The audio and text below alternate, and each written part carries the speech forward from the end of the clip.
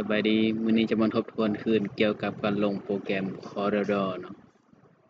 ว่าตั้งแต่เรียนมาก็บ่ได้ติดตั้งอีกเลยเนาะมื้อนี้จะมาลองติดตั้งคืนเบิ่งเนาะเป็น Corel เวอร์ชัน19เนาะ2019ตัวนี้เป็น2019เนาะจะลองตัวนี้ก่อน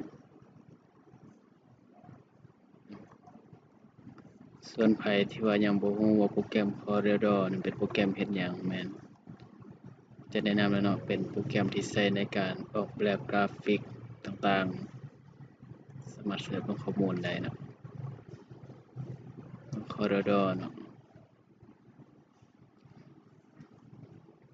เป็นโปรแกรมออกแบบกราฟิกระดับมืออาชีพ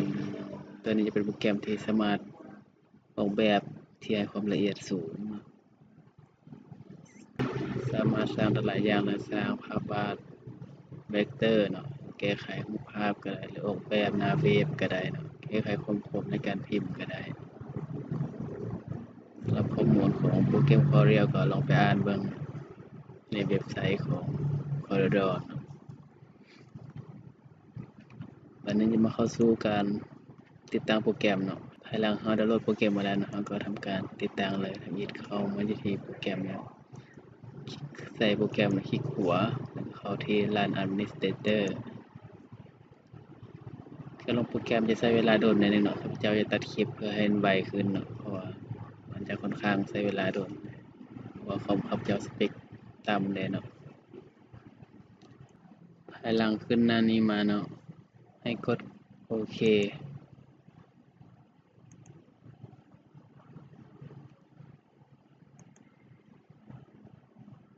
ก็รอท่าให้มัน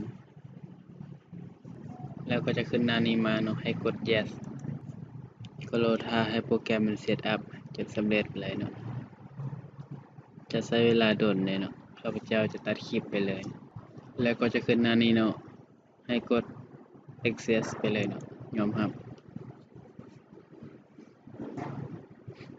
ต่อมาเนาะ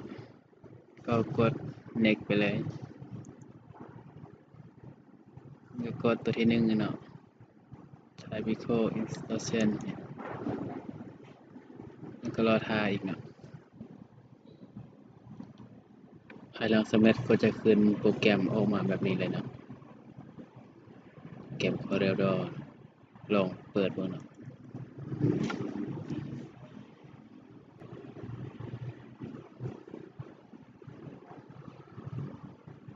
เป็นเวอร์ชัน2019เด้อ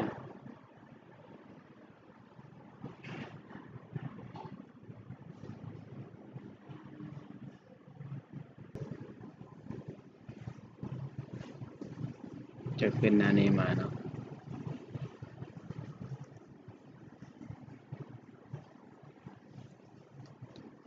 ลองสร้างไฟล์เบิ่ง New Project เบิ่ง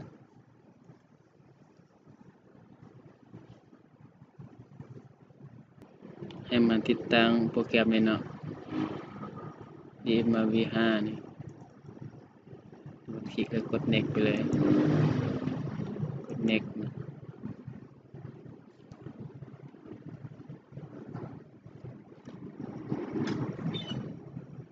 จากนั้นก็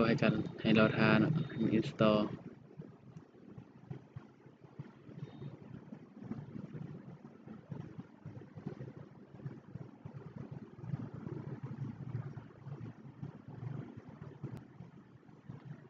แล้วกด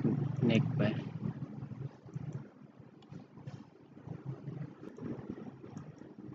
ตัวนี้ใส่ชื่อคอมพิวเตอร์เนาะจะใส่อะไรก็ได้เนาะจะใส่ P อันนี้ company name ชื่อของเราเนาะกด next ไปแล้วกด next ไปอีกกด install ติดกับ install แล้วกด next ไป install เลย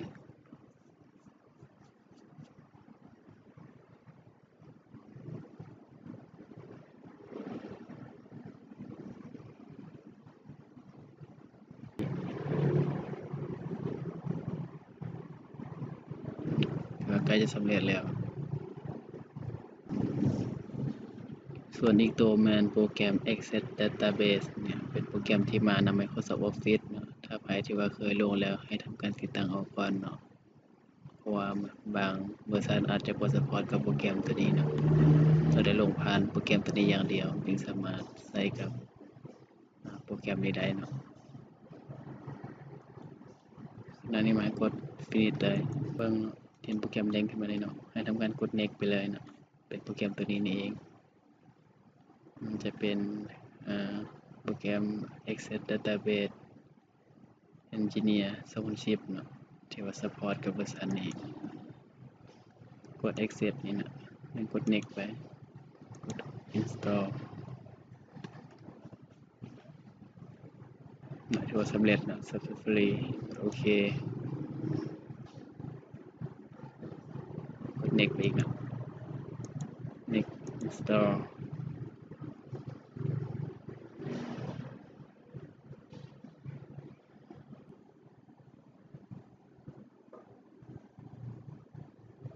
ขึ้นแน่นอนกด finish เลยภายหลังติดตั้งสำเร็จเนาะให้ทำการเข้ามาที่อัปเดต PM นี่นะให้ทำการ copy เอาทั้งหมดนี้เลย copy ไปที่ Daisy เข้าที่โปรแกรมไฟล์นะมาเข้าอยู่ที่ตัวนี้เนาะ Ubuntu นี่เนาะ Ubuntu กดเข้าไปอีกแล้วก็ทำการพาดลงใส่เนาะ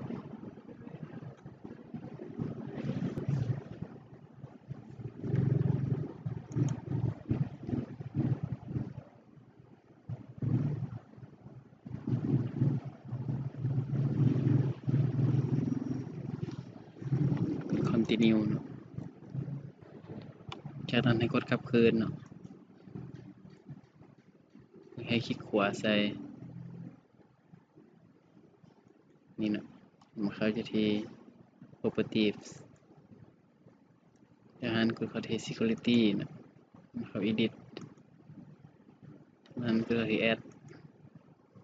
ที่ตัว e เนาะแล้วก็ทำการ check name จะขึ้น relevant เนาะกดโอเคให้ติ๊กอยู่ที่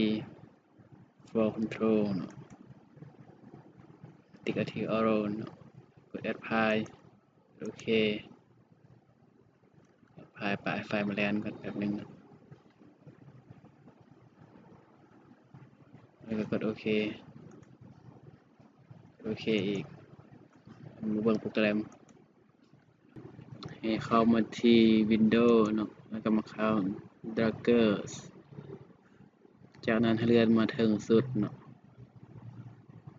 ให้กดลูกศรขึ้นเนาะเพราะว่าคอมข้าพเจ้าหน้าจอน้อยมันก็เลยเห็นบ่เบิดเนาะที่จริงมันมีอีกคำสั่งอยู่ลุ่มสุดเนาะแต่มันเบิ่งบ่เห็นเลยเนาะข้าพเจ้าจะเลื่อนไปหาตัวสุดท้ายเลยเนาะอยู่แต่ถึงสุดแล้วกดลูกศรขึ้นมันจะไปหาตัวสุดท้ายเลยเนาะ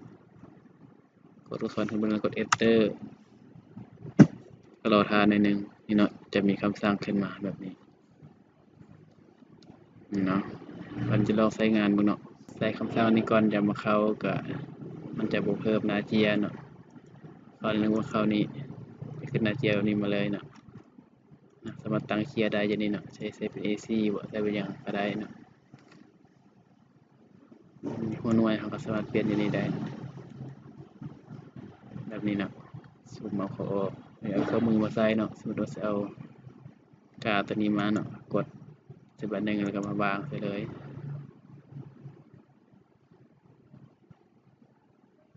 จะใช้เวลาหน่อยนึงเนาะขึ้นกับสเปคคอมถ้าคอมช้าก็จะโดนก็จะค้างได้เนาะคอมสเปคต่ำคอมสเปคสูงได้ก็บ่มีปัญหาหยังเนาะเป็นมาแล้วเนาะเนาะตัวนี้มาตัวส่วนของมันเนาะสามารถ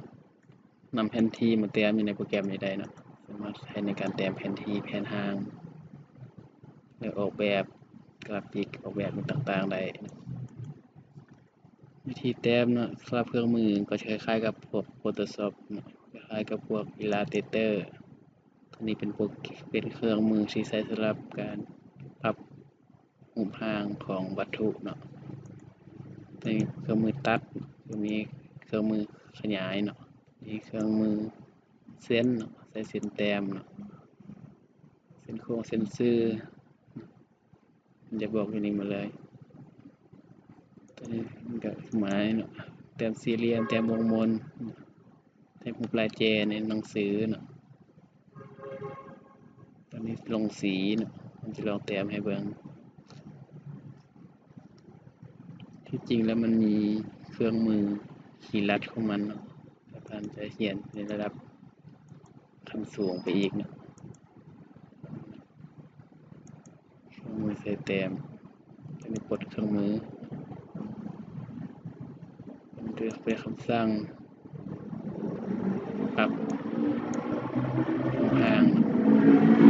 มันคลิกมาร์กจุดที่ต้องการปรับได้นะคลิก2 บาทคลิก1 2 บาทก็จะเป็นจุดมาร์กสามารถปรับได้สามารถใช้เครื่องมือหลายตัวเลยปรับความสมูทปรับให้มันแบบโค้งสมูทขึ้นเติมนี่ปรับมาหัวแปลงมันน้อยลงตัวนี้ปรับหัวแปลงให้มันน้อยลงหลายตัวเนาะก็ลองไปนำใส่เบิ่งวงม้วนเนาะ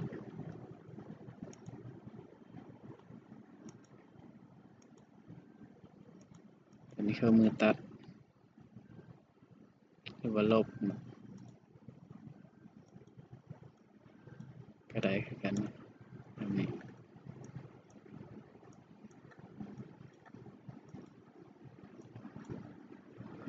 ทั้งตัดทั้งลบเลยนี่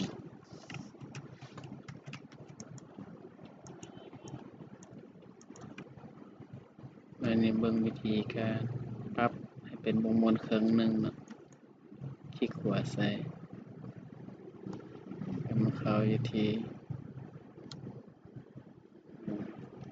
convert to curve จากนั้นก็กดที่คำสั่งตัวนี่เนาะซับในการดับเบิลคลิกใส่นะคลิก2 บาทเป็นจุดที่ต้องการ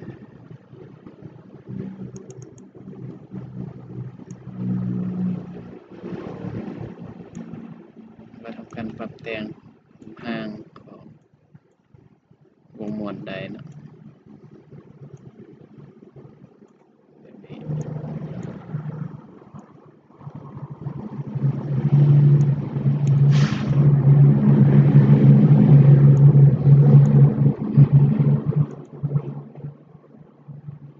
ถ้าว่าต้องการ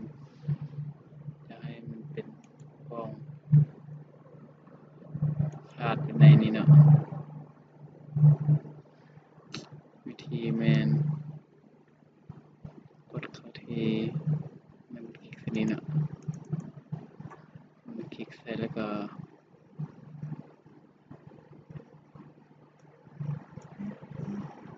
เขาอยู่ที่2ตัวนี้เนาะ black curve นี่ทำการเอาลูกศรขึ้นนี่ลูกศรขึ้นลงนี่มันจะขาดออกจากกันนี่ขึ้นตัวนี้ลงเป็นแบบนี้เป็นการตัดวงม้วนมานี้วิธีการใส่สีเส้นคลิกขวาใส่จะเป็นการใส่สีเส้นหรือจะคลิกเข้าไปในนี้ก็ได้นะก็เลือกสี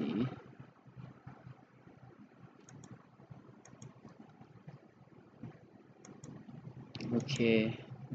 เลือกขนาดเส้นรูปแบบเส้นต่างๆมาเลือกได้ขนาดความใหญ่ของเส้นสามารถเลือกได้ นี่สีทางในวงมนนี่มันคลิกซ้ายใส่นะแต่ตอนนี้มัน